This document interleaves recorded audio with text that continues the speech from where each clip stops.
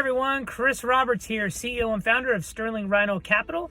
And today I want to touch on something that is not talked about a lot, and that is how do you put yourself in the best position to succeed at the very end of the sale? What kind of clauses can you put in a contract? What kind of last minute negotiations can you throw out there that can put you in the best position for success, especially against the unforeseen issues? And we've seen a lot of them during COVID.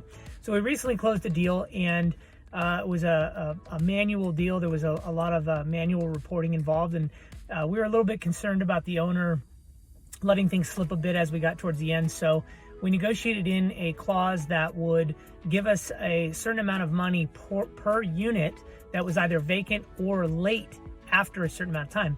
So in this case, we put in that as of the 15th of the previous month of closing, so the month prior to closing, we would get a certain amount of money.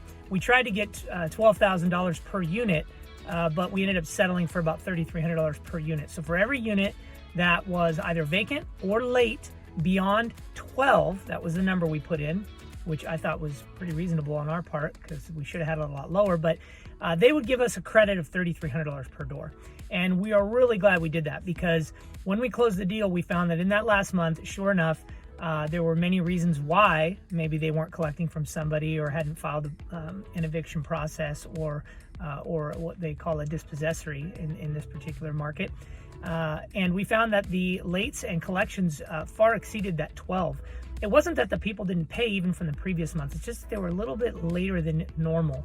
And we wanted to make sure that we held the sellers accountable to staying on top of those collections as we closed. So basically what it meant was at closing, we got a $25,000 credit for the amount of units that were either vacant or late. And actually there was only 4 vacant units at the time.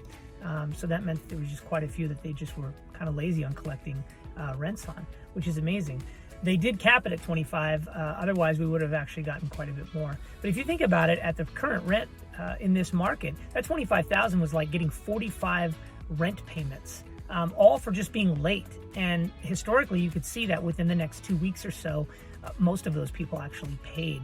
So they have a little bit of an economic vacancy there, but not a true vacancy. And it netted us an extra $25,000 at closing, which basically pays for a lot of your attorney fees, or however you want to look at it. So just make sure when you're writing these contracts, especially with a seller that maybe perhaps doesn't have as good a records as a professional organization or say a broker that puts out a great listing with all of the T12s and the rent rolls and things of that sort, that you're going to have to protect yourself and do anything you can in that contract to give yourself a bunch of fail-safes.